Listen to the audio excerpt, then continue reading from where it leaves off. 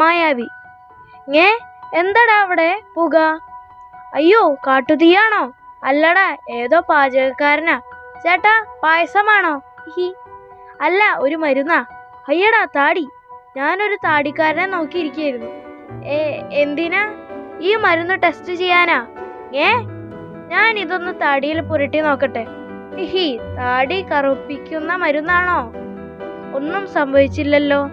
Wait, അതിന്റെ സാഹചര്യം ഒത്തുവരട്ടെ. അപ്പൂപ്പ, നല്ല മാങ്ങ പറിച്ചാലോ?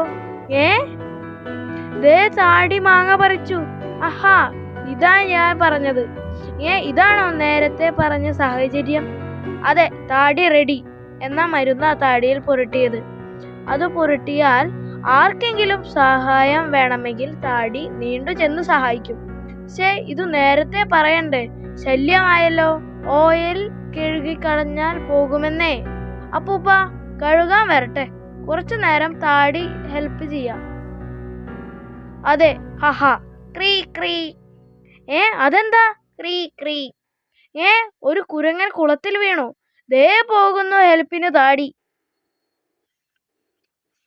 താടി 10 മീറ്റർ വരെ നീളും. അപ്പൂപ്പന്റെ താടി കുരങ്ങനെ പിടിച്ചു കയറ്റി. ഹിഹി. കുറച്ചു മരുന്ന് ചെറിയ കുപ്പിയിലാക്കി താ. ഹിഹി. തരാമല്ലോ. അതാ മായാവി. ഷോ, അവന്റെ വടി കിട്ടിയിരുന്നെങ്കിൽ.